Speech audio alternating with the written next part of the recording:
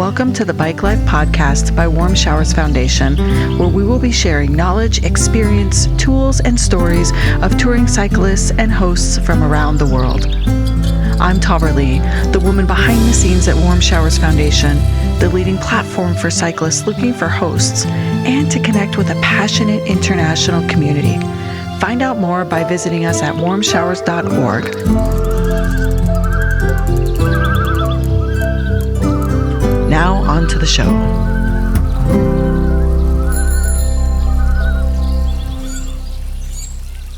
Hello, everyone. We are so excited to be back with Bike Life. And today we are going to talk very deeply about everything EuroVello. We have Agathe with us today, who is the director of cycle tourism for EuroVello. And she has really important information that we want all Warmshowers users to know about EuroVello, how to access EuroVello, what it is, and all things related to even partnership, because EuroVello and Warmshowers have been working together to create different types of joint storytelling and lots of opportunities for us to support our community and EuroVello's community together. So Agathe, welcome. Thank you for being here. Thank you for having me. I know I butchered your title right off the bat. Say it again. I'm EuroVello and Cycling Tourism Director at the European Cyclists Federation. Yes, that's what I wanted you to say. So, because it's interesting, people don't necessarily know the difference between the European Cycling Federation and EuroVello. So let's start there. Just give us the high-level overview of what is the European Cycling Federation and how does EuroVello fit in there? Well, it's European Cyclists Federation. So we are representing cyclists in Europe. Most of our members are national federation of cyclists all around Europe, and actually not only in Europe. ECF is a more than 40 years organization with more than 60 members at the moment, almost 70 if I'm correct, representing more than 40 different countries. So basically we are the biggest organization representing cyclists, the interest of cyclists, and representing at least supporting the development of cycling as a fully fledged mode of transport, but also as a mean of recreation and tourism. So we are really focusing on the user's point of view and trying to represent and to help to support our members, but also to represent them towards European institutions, of course, but not only. So we are also active in COP meetings, for example, so trying to raise the voice of cycling as a solution for climate change, for health, for economic growth as well, and more livable cities and environments all around the world. So to support the development of cycling for the benefit of the society in different organizations. So that's what ECF is, and ECF is leading different projects, and one of its major projects is EuroVello. So EuroVello is a project in itself, the European Cycle Route Network.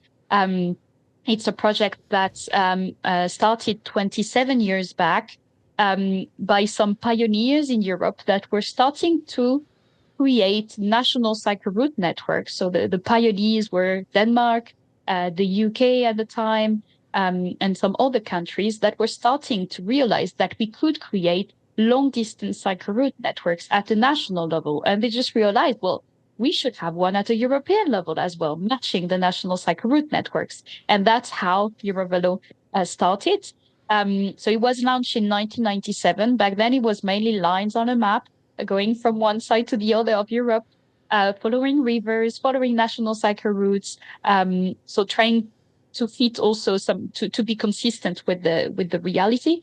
And today, EuroVello, after more than 20 years of development, is quite a well-known project. It's a brand as well that ECF is owning. So it's ECF's brand as a product, as a marketing product, but it's also a project of planning, just considering cycling relevant enough to have a European cycle route network to be planned and to be implemented at all levels, because of course we can manage it at a European level, but in the end, when crossing a rural urban area or whatever, a small local territory, then it has to be implemented with the proper sign and the good cycling infrastructure. So it's really a challenge to keep it together, but we are very proud today already to have more than 65% of the network ready to cycle. So out of 17 routes in total, representing 92,000 kilometers of EuroVello routes,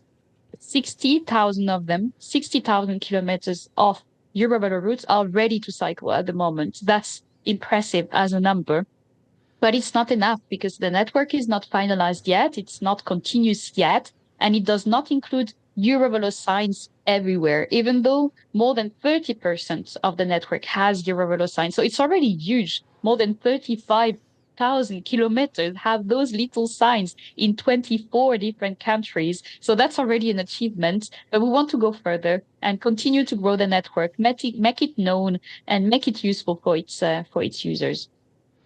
Yeah, great. That was a lot of information. I want to come back to EuroVello in a moment, but I have a few questions about ECF. So you say that there's 40 members, because for me, I'm picturing this is a big undertaking, right? There's a lot of inputs, a lot of partnerships, a lot of voices at the table, a lot of stakeholders, a lot of from the national level when you think of businesses, government, tourism boards, all the way down to the user, right? So there's a lot of different pieces.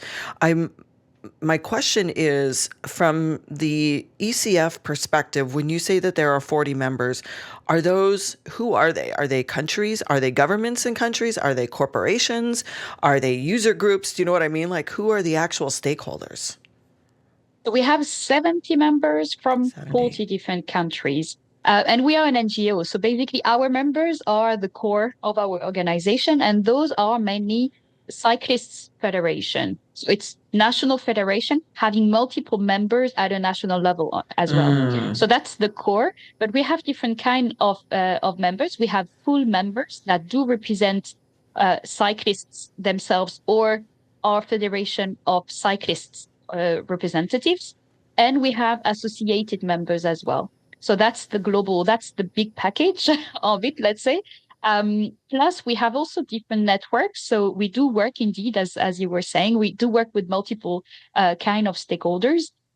We have a cities and regions for cyclists network, for example. So inviting regions and cities to commit in a European network and to share knowledge with peers and to take part in our major event, Velocity, that is promoting cycling as a daily mode of transport. So that's one aspect. We have also scientists for cycling, so a network of scientists producing knowledge about cycling. We have we have different kind of community.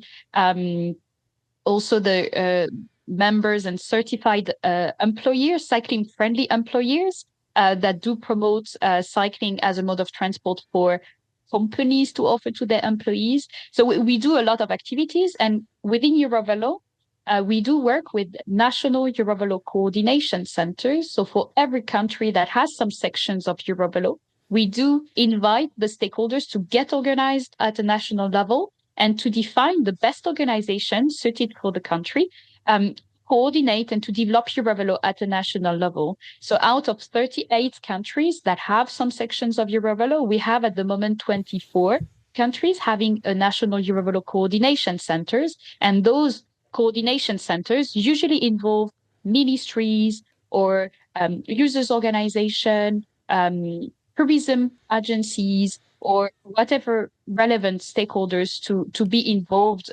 in the development of EuroVello.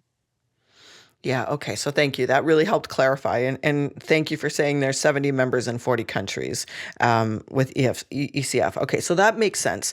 Now let's switch back to EuroVello, because this is where, where some of the very interesting things are that we want to talk about. So when you say there are coordinators in certain countries, tell me again, how many countries have what you are designating as a EuroVello route? 38 different countries. So basically, EuroVello includes 17 routes at the moment. The network may evolve. It evolved since it was launched in 1997. But at the moment, we have 17 different routes that are crossing, that are involving 38 different countries. So it's mainly in the European Union countries, but not only. Of course, there's EuroVelo routes going through Switzerland, for example, for Norway, and even having a cultural understanding of Europe, let's say, it goes also to Cyprus, for example, which is European Union, but not geographic Europe. And also there is one section of EuroVelo 8, the Mediterranean cycle route, going through Turkey in Izmir. So that is not EuroVelo, European Union, sorry, neither the geographic union, Europe. But yeah.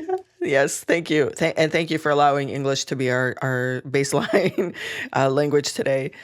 So, in a lot of cases, are the routes that you have selected or that EuroVello has selected, are they pre-established routes that are typically already very popular? And how do you select them? Like, how does EuroVello decide what's going to become a route or a part of EuroVello's umbrella?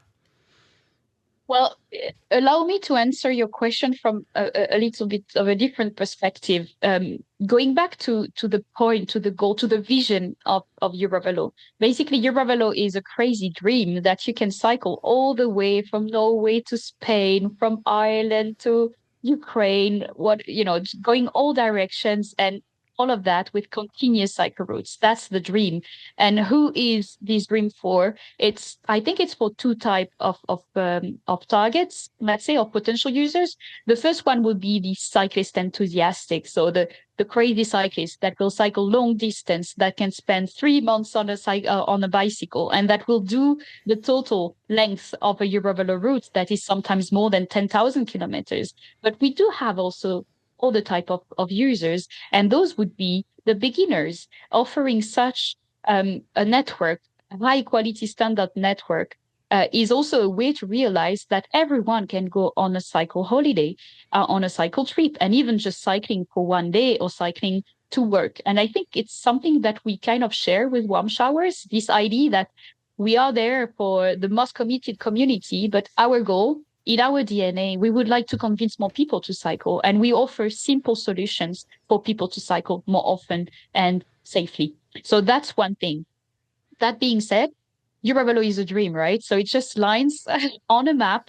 And it was based indeed in some national cycle routes that were already developed back in 1997. A lot has been developed in addition since then, but we still have sections that are not already developed in the EuroVelo network.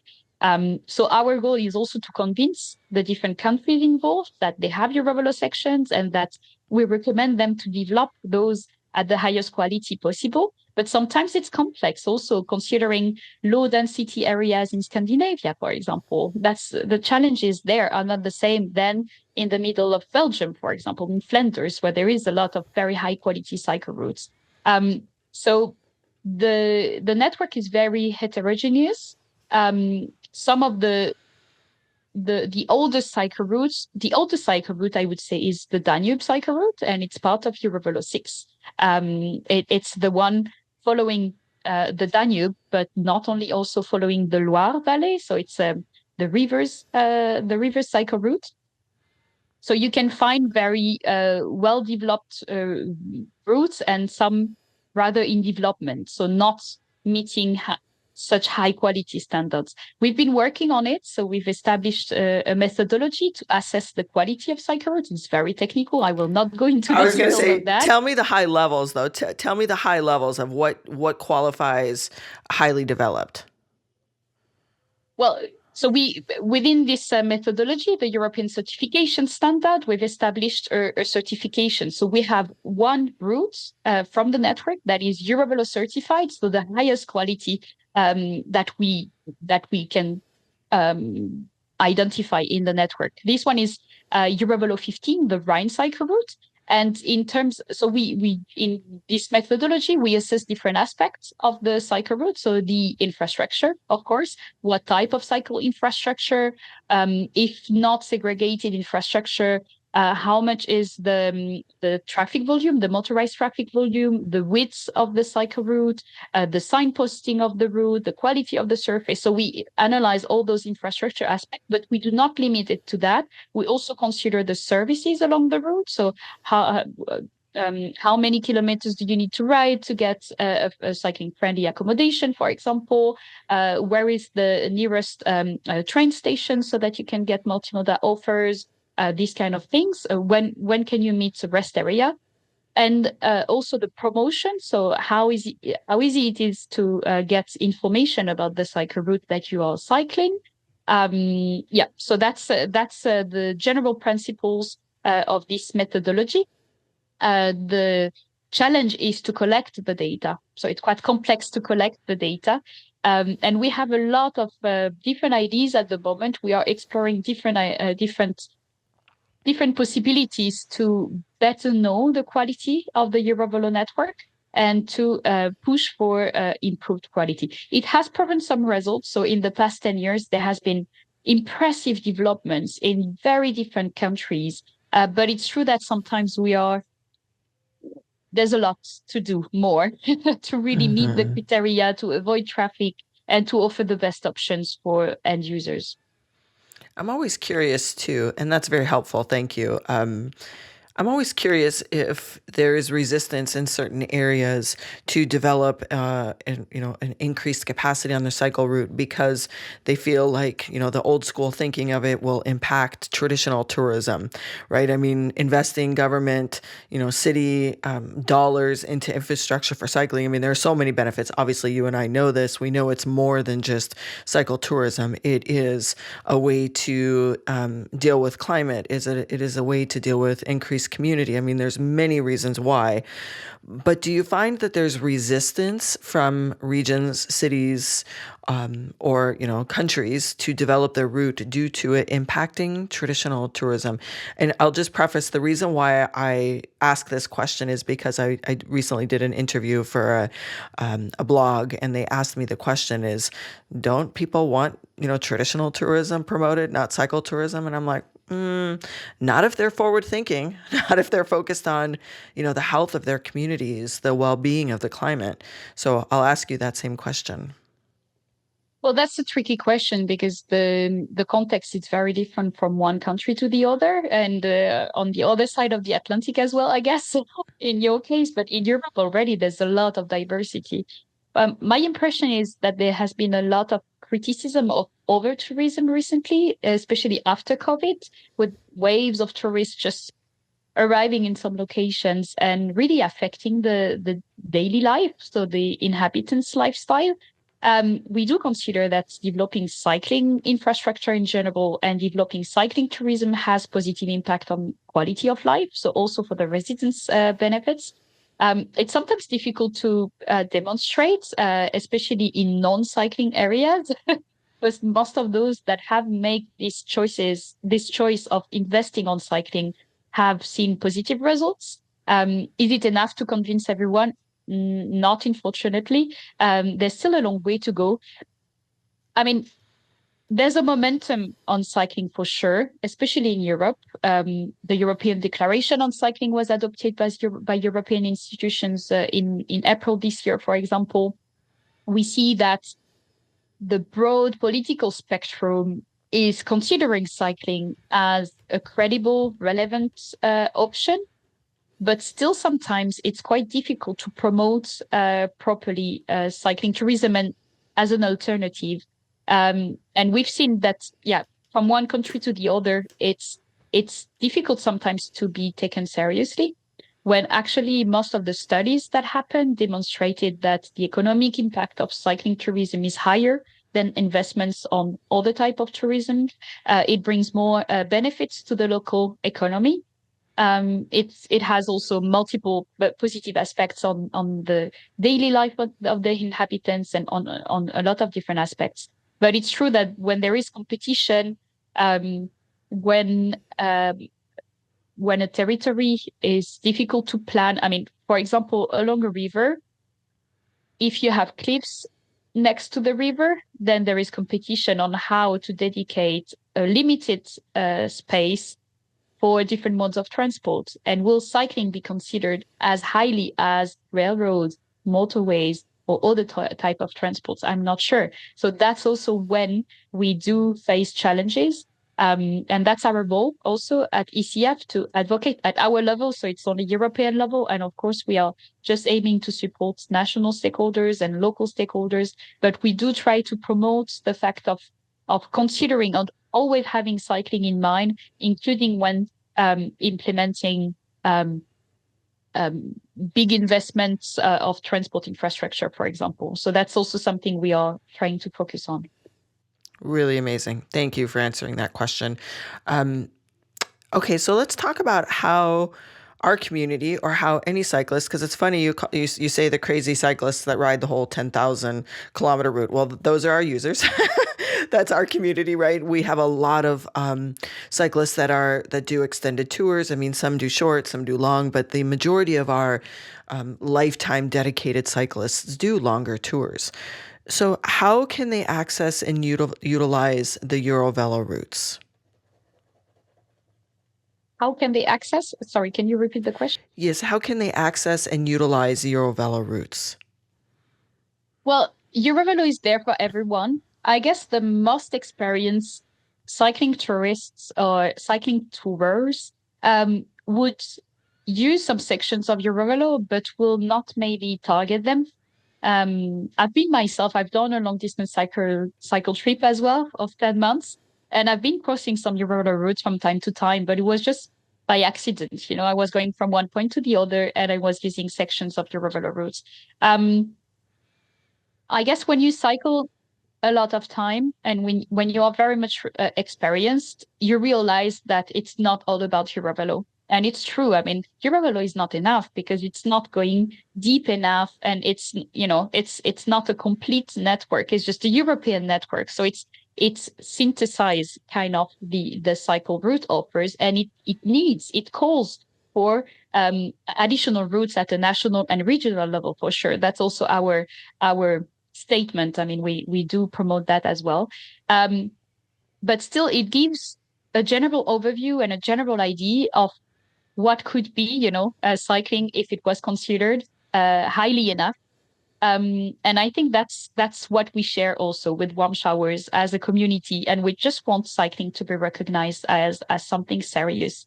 We may think when we just are be between ourselves, just within the community, we may think that everyone knows about EuroVello, everyone knows about Warm Showers, but that's not necessarily the case. So my recommendation, my advice would be to just go back to the basics and try out if people around you know about EuroVello or not, and know about what is this dream of having cycling offered as an option for everyone, everywhere, at any age, and to be as inclusive as possible. That's the dream we have also. I mean, we would like EuroVello to be as inclusive as possible, even though it's not necessarily the case at the moment, considering the quality of the network of today. But it's something we would aim for. So yeah, I think using EuroVello is very easy. I mean, you can go on the website of EuroVello.com. You can check whatever routes you would prefer to cycle. We have GP extracts download available also since 2 years now on the website. But also if you go on OpenStreetMap or whatever routing app specialized on cycling, you would probably have some information about EuroVello sections. So it's there to be used for sure. But it's also kind of a flag, I would say. And I would recommend all the Warm Showers users to use this flag as much as they want, and just for the interest and for the sake of supporting cycling in general. Mm-hmm. Yeah, perfect. Thank you. One thing we did is we put out a call we wanted to share stories of cyclists of Warm Showers that have cycled any part of the EuroVello route. And so we've received some of that feedback and we'll be publishing it soon. But I'm super curious if we have any listeners that are hosts along a EuroVello route. And so for those of you listening, if you are a host along the route, make sure you email me directly or someone at Warm Showers so we can maybe have a chat and discuss what that's like. Because the vision that we also have with EuroVello is how can we show along the EuroVello routes where there are hosts? So people, right, instead of just a rest stop or where the next stay is along the way, that there are actually hosts along the way. So we'll continue to develop how we can partner together. This has been great, Agathe. Thank you. So EuroVello.com. And what about social media? Is there a place that people can follow? Yes, well, you find the links on our website, EuroVello.com. But we have different social media channels, Facebook, Instagram, X, LinkedIn, also for All the the ones places. that are curious about the backstage, because there's a lot happening in the backstage as well. I think we have a lot in common, a lot to share together with Warm Showers, and I'm really happy that you invited us for this podcast, and I'm looking forward to future collaboration. I've been experiencing both EuroVello and Warm Showers, and I do think that both match very well. We think so too, and we're really excited to be working together and see what's possible. Because when you talk about holding a dream, we can create anything that works for our organizations together, because we are both together so dedicated towards the community of cycling. For us, cycling and hosting, and it's important. It's at the core of what we do. All right. Thank you, Agathe. This has been wonderful. Great to see you as always. And for everyone listening, make sure you drop any of your questions in the comments below if you're watching this on YouTube. If you're watching this just through audio, make sure you reach out to EuroVello or to Warm Showers if you have any additional questions. Thank you, Agathe. Thank you. Bye-bye. Thank you for joining us, and we hope you enjoyed the show as much as we enjoyed making it. Wherever you are listening, please leave us a rating and a review, as it helps us reach more cyclists and hosts around the world. Visit us at Warmshowers.org to become a part of our community, or on Instagram at Warmshowers_org. If you would like to be a guest on the show or submit a question, please make sure to email us at podcast@warmshowers.org.